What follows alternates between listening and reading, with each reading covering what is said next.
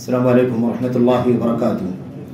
الحمد للہ نحمده ونستعینه ونستغفره ونعوذ باللہ من شرور انفسنا وسیئات اعمالنا من يهده الله فلا مضل له ومن يضلل فلا هادي له واشهد ان لا اله الا الله وحده لا شريك له واشهد ان محمدا عبده ورسوله.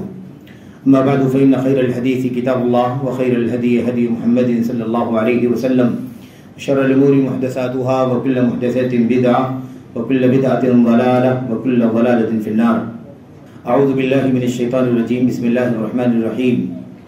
إن الذين قالوا ربنا الله ثم استقاموا تتنزل عليهم الملائكة ولا تخافوا ولا تحزنوا وأبشروا بالجنة التي كنتم توعدون إلى آخر الآيات. وقال عز من قائل واعبد ربك حتى يأتيك اليقين. وجاء رجل إلى النبي صلى الله عليه وسلم فقال اوصنی یا رسول اللہ. قال صلی اللہ علیہ وسلم قل آمنت باللہ ثم استقم. رواه البخاری و مسلم. برادران اسلام، دینی بھائیوں، احباب اور بزرگوں، قابل احترام ماں اور بہنوں، نوجوان ساتھیوں، عزیزوں، یہ اللہ تبارک و تعالیٰ کا فضل و کرم ہے، اس کا احسان ہے کہ اللہ تعالیٰ نے ہمیں اور آپ کو ماہ رمضان تک پہنچنے کی سعادت عطا فرمائی. اس میں اللہ نے ہمیں زندہ رکھا، صحت دی، عافیت سے نوازا، اور ہم اس مہینے کی بہت ساری عبادات سے جو فرض اور فرض کے علاوہ نوافل کی حیثیت سے، سنت اور مستحبات کی حیثیت سے ہیں، اللہ تبارک و تعالیٰ کے فضل و کرم سے ہم ان تمام عبادتوں کی انجام دہی کر رہے ہیں. دعا کرتے ہیں کہ اللہ تبارک و تعالیٰ ہمیں اور آپ کو اس مہینے کی بقیہ راتوں سے، اس کے دن کے لمحات سے بھرپور فائدہ اٹھانے کی توفیق عطا فرمائے. اللہ تبارک و تعالیٰ یہ مہینہ، اس کے شب و روز کے لمحات اس وقت تک ہم سے رخصت نہ کرے جب تک کہ ہماری اور آپ کی بخشش نہ ہو جائے، اور اللہ تبارک و تعالیٰ ہماری گردنوں کو جہنم سے آزاد نہ فرما دے. آمین رب العالمین. یہ جو راتیں ہیں، ان راتوں میں خصوصیت کے ساتھ جو آخری عشرے کی راتیں ہیں، آخری عشرے کی جو طاق راتیں ہیں، خاص طور پر ہم ان میں خصوصیت کے ساتھ عبادت کرتے ہیں، شب بیداری کرتے ہیں، اور اس میں بہت ساری عبادات، نفل نمازیں، تلاوت قرآن کریم، اسی طرح سے تسبیحات، اذکار وغیرہ ہم کرتے ہیں. اللہ سے دعا ہے کہ اللہ تبارک و تعالیٰ ان تمام عبادات کو قبول فرمائے، اور اگر یہ قابل قبول نہ ہو، قبولیت کے قابل نہ ہو، تو اللہ تعالیٰ اپنے فضل و کرم سے انہیں قابل قبول بنا کر قبول فرما لے، اور اللہ تعالیٰ میں اور آپ کو اس کا نیک صلہ اور بدلہ عطا فرمائے.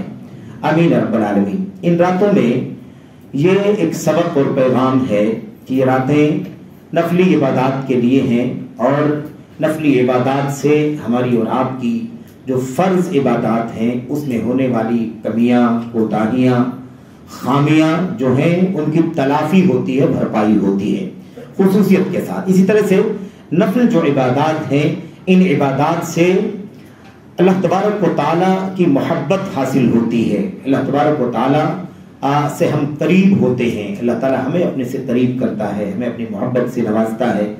اور خصوصیت کے ساتھ یہ رمضان کے جو آخری عشرے کی طاق راتیں ہیں، ان میں جو کہ قدر کی رات ہے جو 1000 مہینوں سے بہتر ہے، اس کی فضیلت کا حاصل کرنا ایک مومن کے لیے بہت بڑی سعادت کی بات ہے. تو ہم جو زیادہ سے زیادہ عبادت کرتے ہیں، پوری رات اگر کوئی جاگتا ہے کبھی کبھار تو ٹھیک ہے، لیکن ہمیشہ پوری رات جاگنے کا معمول نہیں ہونا چاہیے.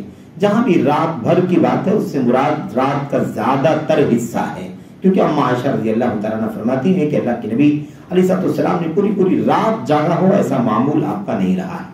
بہرحال لیکن ہمیں کوشش کر لینی چاہیے کہ زیادہ سے زیادہ جہاں تک ہو سکے عبادت کر کے اجر و ثواب حاصل کریں. اس میں ایک پیغام مجھے اپنی ذات کو اور آپ تمام بھائیوں کو، بزرگوں کو، بہنوں کو، ایسے ہی عزیزوں کو دینا ہے. وہ پیغام یہ ہے کہ میرے بھائیوں، یہ مہینہ ہمیں ملا اور ہم نے اس مہینے میں عبادت کی، کر رہے ہیں. جو چند گنتی کے دن باقی بچے ہیں ان میں بھی ہم انشاءاللہ تبارک و تعالیٰ عبادت کریں گے، اور اللہ تعالیٰ سے اپنی مغفرت کا، جہنم سے آزادی کا سامان کریں گے. یہ ہماری ذمہ داری ہے. لیکن ایک پیغام یہ ہے کہ رمضان ہمیں اللہ تبارک و تعالیٰ کی بندگی کا ایک سبق دے کر کے جا رہا ہے. یہ رخصت تو ہو رہا ہے، لیکن بندگی کا، اللہ تبارک و تعالیٰ کے سامنے غلامی کا، محتاجگی کا، اور اللہ تعالیٰ کے سامنے ہمیشہ عبادت کے کام کرتے رہنا، یہ ایک سبق ہے جو رمضان ہمیں دے کر کے جا رہا ہے. آپ سوچیں کہ ایک مہینے رمضان کے اس مہینے میں کس طرح سے فرائض تو فرائض ہیں، فرض نماز تو ہمیشہ ہی پڑھنا ہے، روزہ تو اس کا رکھنا ہی ہے سوائے اس کے کہ جن کو عذر ہے. اس کے علاوہ میرے بھائی قیام اللیل کرنا، گھنٹوں کھڑے ہو کر کے نماز میں اللہ تبارک و تعالیٰ کے کلام کی تلاوت کرنا، ایسی تسبیحات ہیں، اذکار ہیں. ہمارے بہت سارے بھائی ہیں جو معتکف ہیں، بہنیں بھی معتکف ہو سکتی ہیں، ان کے لیے انتظام ہوگا تو بہرحال یہ ساری عبادات ہیں. اس کے علاوہ قدر کی راتوں میں، طاق راتوں میں یہ خاص طور پر جاگ کر کے عبادت کرنا، یہ ساری عبادتیں اکٹھا ایک مہینے میں اللہ تبارک و تعالیٰ نے جمع کر دی ہیں. کیوں؟ اس میں ایک پیغام ہے کہ ہم پورے طور پر اللہ تبارک و تعالیٰ کے بندے ہیں.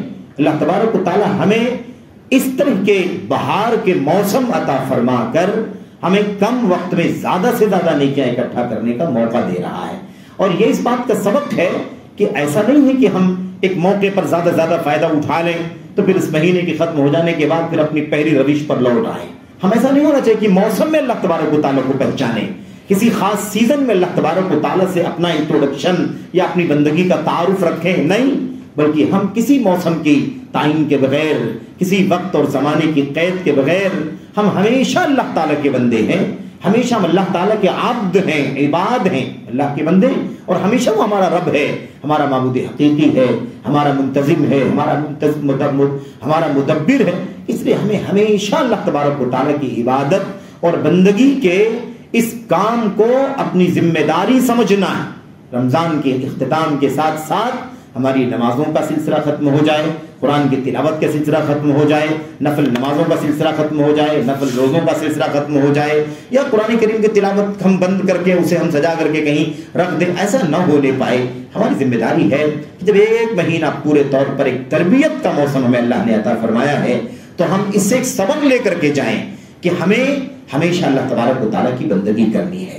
اور آپ سوچیں کہ اس میں کوئی مستثنا نہیں ہے، ہمیشہ سب کے سب بندے ہیں اور سارے کے سارے بندگان کو آخری دم تک، مرتے دم تک، جب تک اس کو طاقت ہے، جس طرح کی طاقت ہے، جس طرح کی حیثیت ہے، اس حیثیت سے اللہ تبارک و تعالیٰ کی بندگی بہرحال کرنی ہے.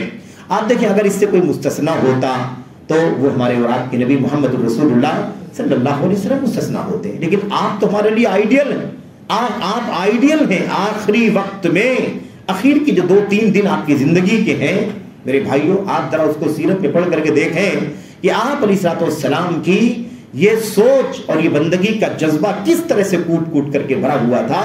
آپ صلی اللہ علیہ وسلم کو سخت بخار آتا اور آپ پر غشی بے ہوشی طاری ہو جاتی، اور جب نبی کریم صلی اللہ علیہ وسلم کو پانی کا چھینٹا مارا جاتا اور آپ کو ہوش آتا تو آپ ایک ہی سوال کرتے، اصل الناس، بتاؤ یہ کہ کیا لوگوں نے نماز پڑھ لی ہے؟ لوگ بتاتے ہیں اللہ کے نبی آپ کا انتظار کر رہے ہیں، آپ تشریف لے چلیں، لوگ آپ کے منتظر ہیں، آپ امامت فرمائیں اور آپ کے پیچھے لوگ نماز پڑھنے کا انتظار کر رہے ہیں.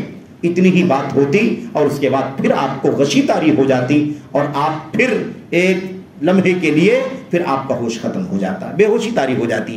ام سلمہ رضی اللہ تعالیٰ عنہ المومنین نبی کریم صلی اللہ علیہ وسلم کے زوجہ بیان کرتی ہیں کہ یہ معاملہ اللہ کے نبی علیہ السلام کے ساتھ ایک مرتبہ نہیں 2 3 4 مرتبہ تک پیش آیا، اور جب آپ کو پانی کا چھینٹا مارا جاتا، آپ کو ہوش آتا تو آپ ایک ہی سوال کرتے، اصل الناس، کیا لوگوں نے نماز پڑھ لی ہے؟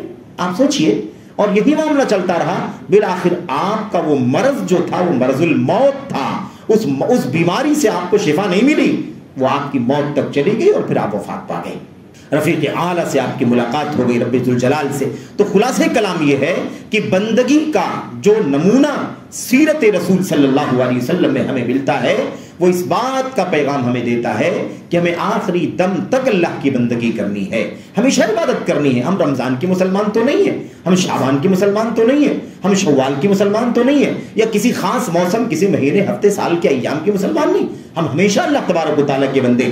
جب سے ہم نے کلمہ توحید پڑھا ہے، اشہد ان لا الہ الا اللہ و اشہد ان محمد رسول اللہ، تبھی سے ہم نے یہ اعتراف کر لیا ہے، اقرار کر لیا ہے، اس بات کا عہد اللہ تبارک و تعالیٰ کو دے دیا ہے کہ اب جب تک جسم میں جان رہے گی اے اللہ تبارک و تعالیٰ تیری بندگی کا سلسلہ چلتا رہے گا، اور تیرے نبی محمد الرسول اللہ صلی اللہ علیہ وسلم کی سنت، سیرت، آپ کا ایک ایک طریقہ ہم اپنی زندگی میں نافذ کریں گے، انہی کے بتائے ہوئے طریقے کے مطابق اللہ تیری عبادت کریں گے۔ اور یہی دین اسلام کا خلاصہ ہے 2 لفظوں میں۔ کوئی اگر کہے کہ آپ اپنے دین کا، اپنے اسلام کا، جس کا فالوور ہیں، آپ 2 لفظوں میں اس کا انٹروڈکشن کرا دیجئے کہ اسلام کیا ہے، 2 لفظوں میں، تو آپ صرف کیا کہیں گے؟ اسلام نام اللہ کی عبادت کا نبی کریم صلی اللہ علیہ وسلم کے طریقے کے مطابق، عبادت اللہ تبارک و تعالیٰ کی اور طریقہ محمد رسول اللہ صلی اللہ علیہ وسلم، یہ دین اسلام ہے۔ اس کے سوا اس میں ساری چیزیں شامل ہیں میرے بھائیوں۔ تو خلاصے کلام کیا ہے کہ یہ رمضان کا مہینہ ہمیں تربیت دے رہا ہے کہ جو مسلمان گھنٹوں قرآن کی تلاوت کر سکتا ہے، 1 گھنٹے 1.5 گھنٹے قیام میں کھڑا ہو سکتا ہے، رمضان میں 1 قرآن 2 قرآن ختم کر سکتا ہے، نہ جانے کتنی تسبیحات کر سکتا ہے، نہ جانے کتنا استغفار کر سکتا ہے، وہ رمضان کے مہینے کے بعد بھی اللہ تبارک و تعالیٰ کا بندہ ہے۔ اسے چاہیے کہ وہ فرض نمازوں کی پابندی کرے اور ایسے ہی نفل کا بھی کوشش کرے، اہتمام کرے، قرآن سے رشتہ نہ ٹوٹے، اللہ سے مغفرت مانگنے کا رشتہ نہ ٹوٹے، یہ عبادت کا سلسلہ چلتا رہے۔ میرے بھائیوں، یہ ہماری اور آپ کی بنیادی ذمہ داری ہے، کیونکہ ہم نے بندگی کا اعلان کر دیا، ہم نے اعلان کیا جب ہم نے کہا اشہدو ان لا الہ الا اللہ، لیکن ہم جب روح کی حالت میں تھے، ہماری پیدائش نہیں ہوئی تھی، ہمارا وجود نہیں ہوا تھا، اس وقت عالم ارواح میں اللہ تبارک و تعالیٰ نے ہم سے عہد لیا تھا، الست بربکم، اے بندو بتاؤ کہ کیا میں تمہارا رب نہیں ہوں؟ قالوا بلا، ہم سب لوگوں نے کہا ہے۔ اس وقت ہمیں معلوم ہو کہ نہ معلوم، اللہ بتا رہا ہے کہ تم نے کہا ہے۔ قالوا بلا، ہم نے کہا ہے اللہ، ہم گواہی دیتے ہیں کہ تو ہمارا رب ہے اور ہمیشہ تیرے رب، تجھے ہم رب تسلیم کریں گے، اور جب رب مانتے ہیں تو ساری بندگی کا کام تیرے لیے کریں گے، ہمیشہ کریں گے۔ یہ ہماری اور آپ کی بنیادی ذمہ داری ہے۔ تو اللہ تبارک و تعالیٰ نے آپ دیکھیں کہ نبی کریم صلی اللہ علیہ وسلم کو فرمایا وَاعْبُدْ رَبَّكَ حَتَّى يَأْتِيَكَ الْيَقِينُ وَلَقَدْ نَعْلَمُ أَنَّكَ يَضِيقُ صَدْرُكَ بِمَا يَقُولُونَ فَسَبِّحْ بِحَمْدِ رَبِّكَ وَكُن مِّنَ السَّاجِدِينَ وَاعْبُدْ رَبَّكَ حَتَّى يَأْتِيَكَ الْيَقِينُ۔ اللہ تبارک و تعالیٰ فرماتا ہے اے نبی صلی اللہ علیہ وسلم، یہ مشرکین مکہ، یہ دشمنان اسلام آپ کو جو طعنے دیتے ہیں، آپ کو جو برا بھلا بولتے ہیں، جو کچھ آپ کے ساتھ سلوک کرتے ہیں، ہم بہت اچھی طرح جانتے ہیں کہ ان باتوں سے آپ کے دل میں، آپ کے سینے میں تنگی پیدا ہوتی ہے، یعنی آپ کو دکھ ہوتا ہے، آپ کو تکلیف ہوتی ہے، کیونکہ آپ کو کوئی جادوگر کہہ رہا ہے، کوئی پاگل کہہ رہا ہے، کوئی مجنون کہہ رہا ہے، کوئی کچھ طعنہ دیتا ہے۔ آپ صلی اللہ علیہ وسلم، اللہ تعالیٰ فرماتا ہم اچھی طرح سے جانتے ہیں کہ ان باتوں سے آپ کو تکلیف ہوتی، آپ کے سینہ، آپ کے دل میں تنگی پیدا ہوتی ہے، لیکن اس کا حل کیا ہے؟ اس کا حل کیا ہے؟ آپ کا مقام امت میں سب سے اونچا ہے، امت کے آپ نبی ہیں، ساری انسانیت میں، ساری مخلوقات میں، ساری کائنات میں آپ کا مقام میرے بھائی سب سے اونچا ہے، آپ آئیڈیل ہیں۔ اس لیے آپ کو کیا کرنا ہے؟ آپ کو کرنا یہ ہے کہ اللہ تبارک و تعالیٰ کی تسبیح کیجئے، اس کے حمد کی تسبیح کیجئے اور سجدہ کرنے والوں میں ہو جائیے، یعنی سجدہ کیجئے، اللہ تبارک و تعالیٰ کی بندگی کیجئے، نماز ادا کیجئے۔ یہ اللہ تعالیٰ کا کلام کا، نبی کی سنت کا انداز ہے کہ کبھی کل بول کر کے جز مراد لیا جاتا ہے اور کبھی جز بول کر کے کل مراد لیا جاتا ہے، کہیں رکوع بول کر کے پوری نماز مراد لے لیا جاتا ہے، کہیں سجدہ بول کر کے پوری نماز مراد لے لیا جاتا ہے، کہیں قیام بول کر کے پوری نماز کو مراد لے لیا جاتا ہے۔ یہاں اللہ نے فرمایا وَقُم مِّنَ السَّاجِدِينَ، آپ سجدہ کرنے والوں میں سے ہو جائیے، یعنی آپ نماز کا اہتمام کیجئے۔ اس کے بعد اللہ تبارک و تعالیٰ فرماتا ہے وَاعْبُدْ رَبَّكَ حَتَّى يَأْتِيَكَ الْيَقِينُ، اور آپ اپنے رب کی عبادت کیجئے، اپنے رب کی عبادت کیجئے، کرتے رہیے حَتَّى يَأْتِيَكَ الْيَقِينُ، یہاں تک کہ آپ کو موت آ جائے، آپ کو یقین آ جائے۔ یقین کسے کہتے ہیں؟ یقین، آیت کریمہ میں یقین کسے کہتے ہیں؟ آیت کریمہ کی تفسیر اٹھا کر کے دیکھو، آپ کو سارے صحابہ تابعین کی تفسیر یقین کے معنی موت کے ہیں۔ موت کو یقین کا نام کیوں دیا گیا؟ اس لیے دیا گیا کہ موت یقینی ہے، اتنی یقینی چیز ہے، دنیا میں کوئی ایسا آپ کو نہیں ملے گا تو موت کا انکار کرتا ہو۔ کیوں؟ اس لیے کہ انکار کیسے کرے گا؟ اپنی ماں کو دفنایا ہوگا، اپنے باپ کو دفنایا ہوگا، کسی قریبی کو دفنایا ہوگا، جناب صبح شام موت کو اپنی آنکھوں سے دیکھتا ہے، کیسے کوئی انکار کر سکتا ہے؟ تو اتنا یقینی چیز ہے موت کہ اس کا نام ہی کیا ہے؟ یقین ہے۔ مشرکین مکہ یا مشرکین قیامت کے دن جب اللہ تبارک و تعالیٰ کے سامنے ہوں گے اور جب محاسبہ ہوگا، پوچھ تاچھ ہوگی، تو کیا کہیں گے؟ وَكُنَّا نَخُوضُ مَعَ الْخَائِضِينَ حَتَّى أَتَانَا الْيَقِينُ، ہم نماز نہیں پڑھتے تھے، بکواس کرنے والوں کے ساتھ بکواس کرتے تھے، اور لوگوں کو مسکینوں کو کھانا نہیں کھلاتے تھے، اور ہم گپ شپ کرنے والوں کے ساتھ گپ شپ کرتے تھے، حتی اتانا الیقین، یہی ہمارا طریقہ چل رہا تھا کہ یہاں تک کہ ہمارے پاس یقین آ گیا، یعنی ہمارے پاس موت آ گئی، اسی حالت میں تھے، ہماری موت آ گئی اور اللہ تو تیرے سامنے حاضر ہے۔ تو یہ بہت واضح سی بات ہے کہ اللہ تبارک و تعالیٰ کی عبادت کہاں تک کرنا ہے؟ آخری دم تک کرنا ہے۔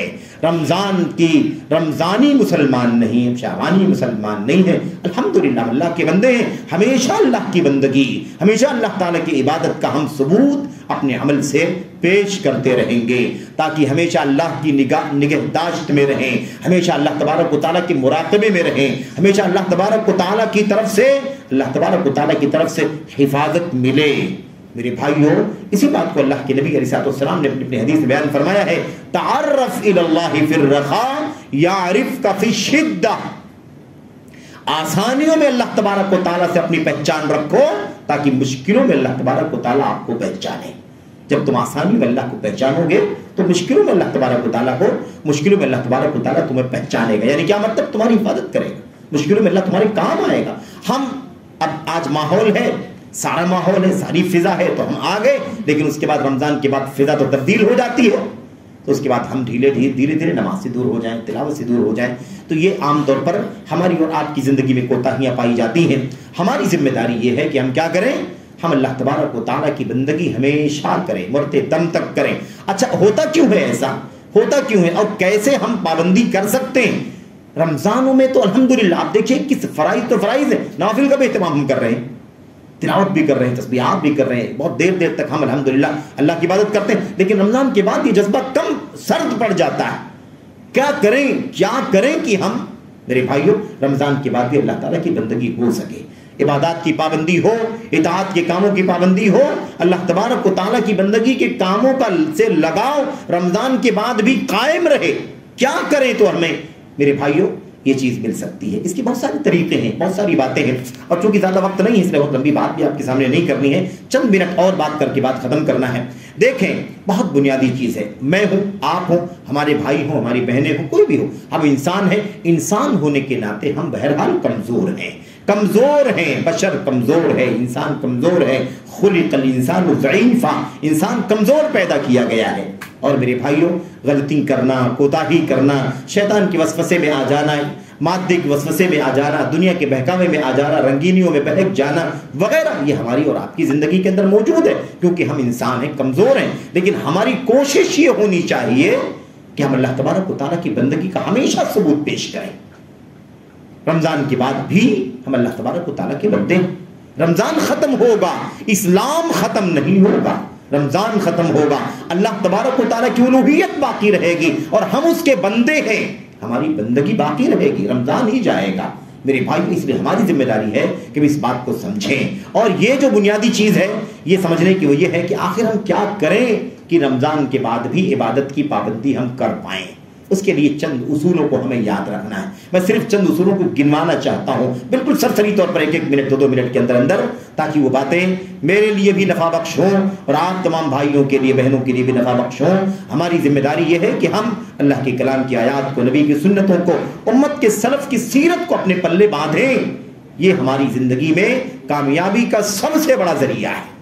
اللہ کے نبی صلی اللہ علیہ وسلم کے پاس ایک شخص آیا، ظاہر ہے کہ صحابی رسول رہے ہوں گے، نام کا ذکر نہیں ہے، رجل، ایک آدمی آیا، اس نے کہا اے اللہ کے نبی علیہ السلام آپ مجھے کوئی وصیت کر دیجئے، کوئی خاص بات کی تاکید کر دیجئے جس کا میں ہمیشہ اہتمام کرتا رہوں۔ اللہ کے نبی علیہ السلام نے کیا فرمایا؟ قل آمنت باللہ ثم استقم، قل آمنت باللہ ثم استقم۔ سفیان بن عبداللہ الثقفی سے بھی یہ روایت نام کے ساتھ آئی ہوئی ہے، لیکن یہ دوسری روایت ہے، اس کے اندر یہ بات آئی کہ ایک آدمی آیا اور اس نے کہا کہ آپ مجھے وصیت کر دیجئے۔ اللہ کے نبی علیہ السلام نے فرمایا کہو لا الہ الا اللہ، میں اللہ تبارک و تعالیٰ پر ایمان لایا، آمنت باللہ، میں اللہ پر ایمان لایا، ثم استقم، اور پھر اس عقیدے پر، اس کے تقاضوں پر ڈٹے رہو۔ یہ طریقہ بہت بنیادی ہے۔ ہمیں میرے بھائیوں فرض تو ادا کرنا ہے، فرض میں کوتاہی نہیں ہونی چاہیے، کسی بھی طرح سے لاکھ کوشش کرو کہ کوتاہی نہ ہونے پائے فرض میں۔ فرض کے علاوہ جو نوافل ہیں، مستحبات ہیں، سنن ہیں، اس کی کوشش کریں کہ تھوڑے کا اہتمام کریں لیکن ریگولر کا اہتمام کریں۔ ہم ڈیلی 5 صفحے 10 صفحے قرآن کی تلاوت نہیں کر پاتے، کوئی بات نہیں، 1 صفحے کا معمول بناؤ، لیکن اللہ تبارک و تعالیٰ کا کلام 1 صفحہ ہی پڑھو ڈیلی۔ 1 صفحہ بھی نہیں ہو سکتا، آدھے صفحے کی تلاوت کا معمول بناؤ، لیکن پڑھو، آدھا صفحہ ریگولر پڑھو۔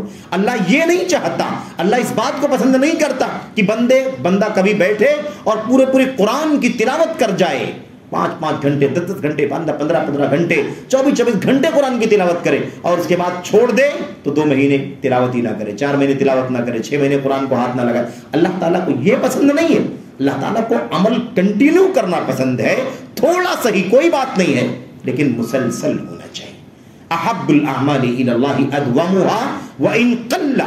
اللہ کے نبی صلی اللہ علیہ وسلم فرماتے ہیں، عائشہ فرماتی ہیں کہ اللہ کے نبی صلی اللہ علیہ وسلم نے فرمایا اللہ تبارک و تعالیٰ کو سب سے محبوب عمل یہ ہے کہ مسلسل کیا جائے، کوئی عمل مسلسل کیا جائے، وان قل، چاہے وہ تھوڑا ہی ہو۔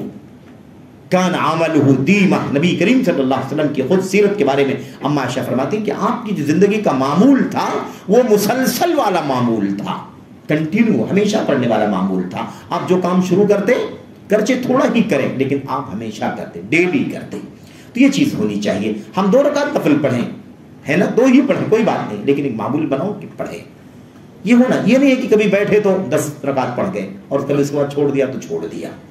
یہ چیز اللہ تبارک و تعالیٰ کو نہیں پسند ہے، یہ بہت بنیادی چیز ہے۔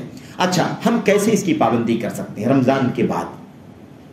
دیکھیں، ایک سب سے بنیادی چیز یہ ہے کہ اللہ تبارک و تعالیٰ نے بندے کو عزم اور حوصلہ عطا فرمایا ہے۔ ہم اپنے دنیوی کام میں جب کسی چیز کو ٹھان لیتے ہیں، کسی چیز کا پکا عزم کر لیتے ہیں تو وہ کام ہم ٹائم پر کرنے میں کامیاب ہو جاتے ہیں۔ الا ماشاءاللہ کبھی مقدر ہی نہیں ہے تو الگ بات ہے، لیکن ہم پلان کرتے ہیں، عزم کرتے ہیں ہمت سے اور اس کے لیے پورا اسباب کا انتظام کرتے ہیں تو اپنے مقصد میں کامیاب ہو جاتے ہیں۔ تو اگر ہم عزم کر لیں گے کہ ہماری نمازیں جیسے فرض نمازیں جیسے رمضان میں نہیں چھوٹتی ہیں، پابندی کے ساتھ ہم نماز پڑھتے ہیں، ایسے کچھ بھی ہو جائے رمضان کے بعد بھی ہم نمازوں میں کوتاہی نہیں ہونے دیں گے۔ ہماری فجر کی نماز نہیں چھوٹتی رمضان میں، ہم اٹھتے ہیں پابندی سے، سحری کرتے ہیں اور سحری کے بعد پھر اس کے بعد ہم نماز فجر میں حاضر ہو جاتے ہیں۔ رمضان کے بعد ایسا کیوں نہیں ہوتا؟ کیوں چھوٹ جاتی؟ کیوں ہم سو جاتے ہیں؟ کیوں ہم غفلت کا شکار ہو جاتے ہیں؟ ہمارے پاس عزم کی کمی ہے۔ وہ عزم کر کے دیکھو انشاءاللہ تبارک و تعالیٰ نہ رمضان کے بعد بھی ہماری فجر کی نماز نہیں چھوٹے گی۔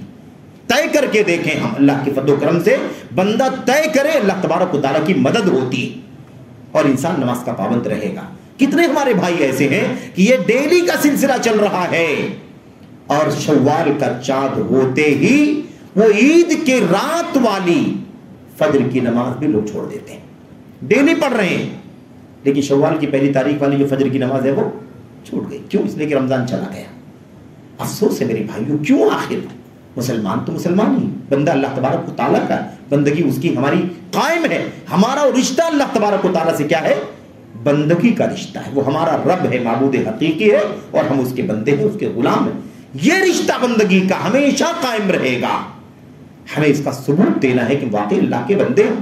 رمضان میں بھی بندے تھے، شوال میں بھی اللہ تبارک و تعالیٰ تیرے بندے ہیں، تیرے حکم پر چل رہے ہیں، تیری شریعت پر عمل کر رہے ہیں، تیرے نبی کے بھیجے ہوئے، تیرے نبی نے، تو نے اپنے نبی کے ذریعے سے جو قرآن اور سنت بھیجا ہے ہم اس کے مطابق عمل کرنے والے، اس کا ثبوت دینا ضروری۔ تو آخر کوتاہی کیوں ہوتی ہے؟ اس لیے کہ عزم کی کمی ہوتی ہے۔ عزم کر کے دیکھو، ہم جب عزم کرتے ہیں تو رات میں 2 بجے کی فلائٹ نہیں چھوڑنے دیتے، نہیں چھوڑتے۔ ہم 3 بجے 4 بجے رات کے ٹرین نہیں چھوڑتے، کتنی بھی مشکل ہو، سردی ہو، گرمی ہو، کچھ بھی ہو، کیسے ہم نہیں چھوڑتے بھائی؟ پکڑ لیتے ہیں اسے، کیونکہ ہم نے طے کیا ہوتا ہے، عزم کرتے ہیں، اس کے اسباب مہیا کرتے ہیں، الارم کا انتظام کرتے ہیں، انفارم کرنے کے لیے لوگوں کو متعین کرتے ہیں کہ ہماری فلائٹ ہے اتنے بجے، ہمیں نہیں چھوڑنا، ہمیں پہنچنا ہے۔ میرے بھائیو، کیا عبادت اللہ تبارک و تعالیٰ کی نماز کی حیثیت اتنی بھی نہیں ہے کہ ہم اس کے لیے طے کریں کہ ہم اللہ تبارک و تعالیٰ کے بندے ہیں، ہماری نماز نہیں چھوٹنی چاہیے۔ کتنے افسوس کی بات ہے کہ اللہ تبارک و تعالیٰ کا بندہ 4 رکعت کی نماز، 4 ٹائم کی نماز پڑھتا ہے، کوئی 3 ٹائم کی نماز پڑھتا ہے، کوئی کبھی پڑھ لیتا ہے، کبھی نہیں پڑھتا ہے۔ کیسی بندگی ہے میرے بھائی ہماری اور آپ کی؟ اللہ سے دعا کریں کہ اللہ تبارک و تعالیٰ ہمیں اور آپ کو سچا بندہ بننے کی توفیق عطا فرمائے۔ اللہ تبارک و تعالیٰ نے کیا فرمایا؟ ان الذین قالوا ربنا اللہ ثم استقاموا. ایمان کے ساتھ عمل پر استقامت ضروری ہے، اس پر ڈٹے رہنا ضروری ہے. کسی موقع پر کوئی لاٹری کی طرح سے ہم بہت بڑا کام کر ڈالیں اور پھر فراموش کر دیں اللہ تبارک و تعالیٰ کو، یہ اللہ تبارک و تعالیٰ کو پسند نہیں. یہ انداز بندگی کا نہیں ہے، یہ انداز غلامی کا نہیں ہے، یہ انداز نفس پرستی کا ہے، مرضی کا. جو جی چاہا ہم نے کیا اور جو جی نہیں چاہا ہم نے نہیں کیا. اللہ تبارک و تعالیٰ نے سخت مذمت فرمائی ہے میرے بھائیوں کہ انسان اللہ تعالیٰ کا بندہ نفس کے پیچھے چلے، اپنی خواہشات کے پیچھے چلے، اپنی مرضی کے پیچھے چلے، جو اس کو اچھا لگے جب اچھا لگے کرے، اور جو اسے نہ پسند آئے نہ جمے تو اپنی مرضی کے مطابق چھوڑ دے اسے. تو ایک چیز کیا ہے؟ ہمیں عزم اور حوصلہ پیدا کرنا ضروری ہے. نبی کریم صلی اللہ علیہ وسلم دعا کرتے تھے، اللہم انی اسألک الثبات فی الامر والعزیمت علی الرشد. اے اللہ تبارک و تعالیٰ، میں تجھ سے سوال کرتا ہوں کہ کسی بھی معاملے میں ثابت قدمی کی توفیق عطا فرما، اور والعزیمت علی الرشد، نیکی کے کام پر عزم اور پکا ارادہ کرنے کی توفیق عطا فرما. نبی دعا کرتا ہے، نبی صلی اللہ علیہ وسلم. مسند احمد وغیرہ کی روایت ہے اور حسن درجے کی روایت. میرے بھائیو، یہ طریقہ علامہ ابن قیم کہتے ہیں، جس آدمی کی زندگی میں نیکی کا عزم پیدا ہو جائے اور اس پر وہ ڈٹ جائے، پھر اس کو کامیابی سے کوئی روک نہیں سکتا. فلاح و کامرانی اس کا مقدر ہے. یہ ہماری ذمہ داری ہے میرے بھائیو. اور طے کر کے دیکھو، اگر آپ نے طے کیا کہ نمازوں کی پابندی کرنی ہے، جیسے رمضان میں پابندی ہوتی ہے، رمضان کے بعد بھی انشاءاللہ تبارک و تعالیٰ ہوگی. تو یہ ہماری ذمہ داری. دوسری چیز کیا ہے؟ ہمیں کثرت سے قرآن کریم کی تلاوت کی کوشش کرنی ہے. قرآن کریم اللہ کا کلام ہے. جب ہمارا لگاؤ اس سے بڑھے گا تو اللہ تبارک و تعالیٰ کا خوف، اس کا تقویٰ اور اس کی جنت کی لالچ اور اس کے جہنم، اس کے عذاب سے کی گرفت اور ڈر سے میرے بھائیوں ہم اللہ تبارک و تعالیٰ کی عبادت سے قریب ہوں گے. یہ قرآن بہت بڑا ذریعہ ہے ہدایت کا. ان ھذا القرآن یہدی للتی ہی اقوم. یہ قرآن بالکل سیدھے اور ٹھوس راستے کی رہنمائی کرنے والی کتاب ہے. اپنا رشتہ مضبوط کر کے دیکھو، یہ ہمیں اللہ تعالیٰ کی راہ دکھانے والی سب سے بڑی کتاب ہے. ہدایت کا سرچشمہ ہے، گمراہی سے، ضلالت سے، ہلاکت سے بچانے کا سب سے بڑا ذریعہ ہے. اس لیے ہمارا تعلق قرآن کریم سے گہرا اور مضبوط ہونا چاہیے. تیسری چیز یہ ہے کہ ہم اپنے اسلاف کی سیرت کا مطالعہ کریں. نبی کریم صلی اللہ علیہ وسلم کی زندگی کا مطالعہ کرو. بکر صدیق کا، عمر بن خطاب کا، عثمان غنی، علی اور خواتین میرے بھائی امہات المومنین کی سیرت کا مطالعہ کریں. اما عائشہ کا، ام سلمہ کا، حضرت زینب ام المساکین کا، زینب بنت جہش کی سیرت کا مطالعہ کریں. اندازہ لگے گا کہ کس طرح سے وہ عبادت کیا کرتی تھی.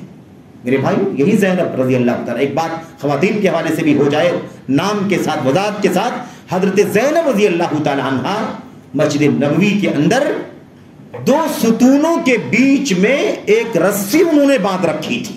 صحیح بخاری کی روایت، صحیح بخاری کی مسلم کی روایت ہے. دو ستونوں کے درمیان ساریتین حبل ممدود بین ساریتین، دو ستونوں کے درمیان ایک رسی بندھی ہوئی تھی. نبی کریم صلی اللہ علیہ وسلم داخل ہوئے مسجد کے اندر. جب اس حصے میں پہنچے جہاں عورتیں نماز پڑھتی تھی تو آپ کو رسی نظر آئی. آپ نے صحابہ سے پوچھا لمن ھذا، یہ رسی کیسی؟ ما ھذا الحبل، یہ رسی کیسی ہے؟ صحابہ نے بتایا اللہ کے نبی ھذا حبل لزینب، یہ رسی تو زینب رضی اللہ تعالیٰ عنہ کی، ام المومنین کی، زوجہ آپ کی. اللہ کے نبی نے فرمایا رسی کس کام کے لیے؟ کہا وہ رات کو دیر دیر تک کھڑی ہو کر کے نماز پڑھتی ہیں.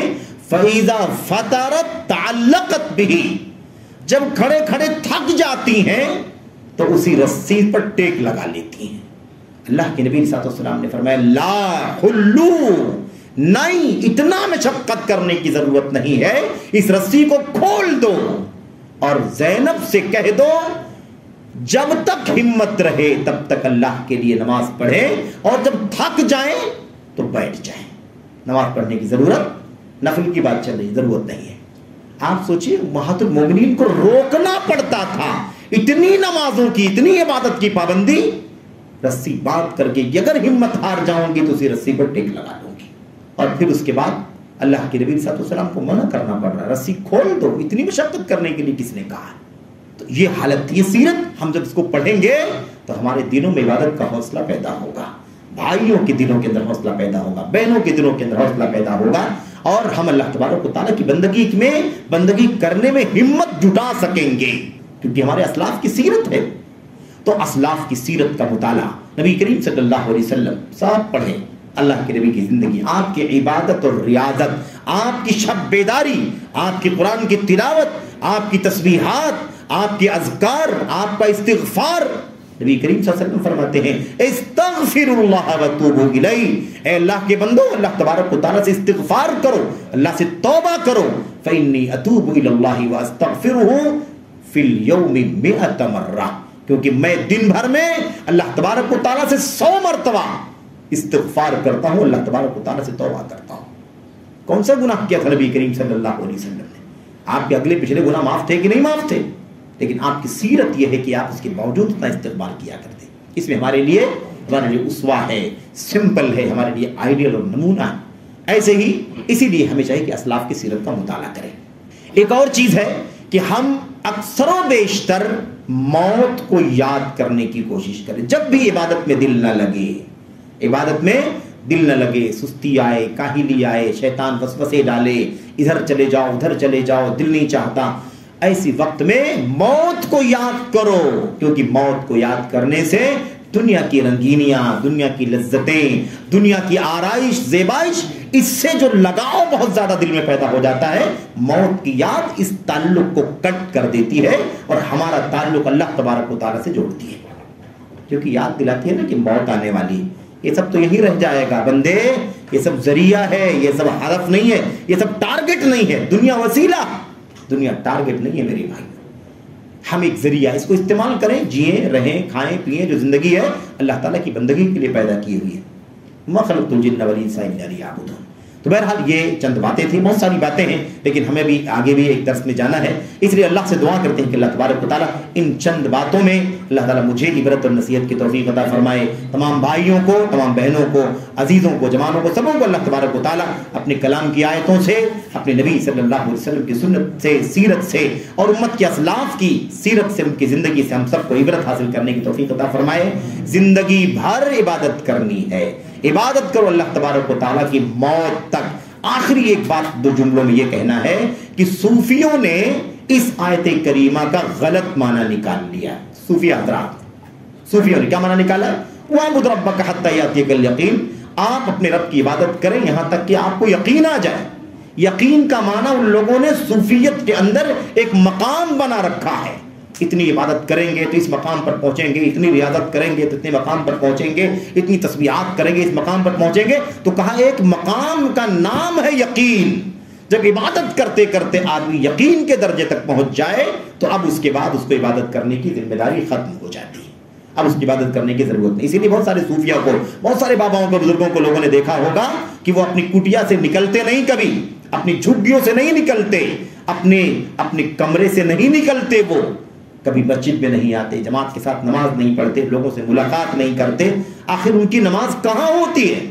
جو جتنا بڑا اللہ تبارک و تعالیٰ کا ولی ہے وہ اتنا بڑا اللہ تبارک و تعالیٰ کا متقی اور عبادت گزار ہونا چاہیے. اس کو نماز با جماعت نہیں پڑھتا ہے اور اللہ کا ولی کیسے ہو سکتا ہے؟ نبی کریم صلی اللہ علیہ وسلم نے گھروں کو جلا دینے کا حکم دیا. یعنی یہ کہا کہ میرا دل چاہتا ہے کہ ان کو جلا دوں، میں ان کے سمیت جلا دوں، اندر وہ رہے جو نماز چھوڑ کر کے گھر میں بیٹھے ہوئے ہیں، ان کے ساتھ میں گھروں کو آگ لگا دوں. اتنی خطرناک بات اللہ کے نبی نے فرمائی. تو اللہ کا ولی کیسے ہو سکتا ہے؟ تو یہ ایک صوفیوں کا ایک انحراف ہے، ضلالت ہے، جہالت ہے ان کی، کہ انہوں نے ماحول بنا رکھا ہے کہ یقین کا ایک درجہ ہے، اس درجے تک جو پہنچ جائے اس کو نماز روزہ کرنے کی کوئی ضرورت نہیں ہے. یہ گمراہی ہے، ضلالت ہے. اگر یہ درجہ، اس درجے کی کوئی بات ہوتی تو نبی کریم صلی اللہ علیہ وسلم کو یہ درجہ ملتا کہ نہیں ملتا؟ آپ نے کبھی نماز چھوڑی ہے؟ کبھی آپ نے کہا ہے کہ میں یقین کے درجے تک پہنچ چکا ہوں اور مجھے اب نماز پڑھنے کی ضرورت نہیں، روزہ رکھنے کی ضرورت نہیں ہے؟ آپ تو مرتے دم تک، موت تک، آخری دم تک اللہ کے نبی نماز کی فکر کرتے رہے. آپ کو کاندھا دے کر کے لوگوں نے ٹکا کر کے مسجد میں حاضر کیا ہے اور آپ نے نماز پڑھنی ہے، پڑھائی ہے. یہ نبی کریم صلی اللہ علیہ وسلم کی سنت ہے. تو بہرحال یہ گمراہی ہے. اللہ سے دعا کرتے ہیں کہ اللہ تبارک و تعالی ہمیں کسی موسم کی، کسی مہینے کی، کسی ہفتے کی قید کے بغیر ہمیشہ اللہ تبارک و تعالی کی بندگی کرنے کی توفیق عطا فرمائے. جب بھی موت آئے تو ہمیں کوئی ٹینشن نہ ہو کہ موت آ رہی ہے، میں بے عمل ہوں، بد عمل ہوں، عبادت نہیں، نماز نہیں، یہ نہیں وہ نہیں، اللہ مر جاؤں گا تو کیا جواب دوں گا، یہ نوبت نہ آئے۔ ہمیشہ اللہ تبارک و تعالیٰ کی بندگی کرو، اینی ٹائم موت آئے تو اللہ تبارک و تعالیٰ کے سامنے منہ دکھانے کے قابل رہے، اللہ کے سامنے پیش ہونے کے قابل رہے۔ اللہ تعالیٰ ہمیں اور آپ کو اس رمضان کے مہینے سے سبق لینے کی توفیق عطا فرمائے، آمین رب العالمین، وصلی اللہ وسلم وبارک علی نبینا محمد وعلی آلہ وصحبہ اجمعین۔ السلام علیکم ورحمۃ اللہ۔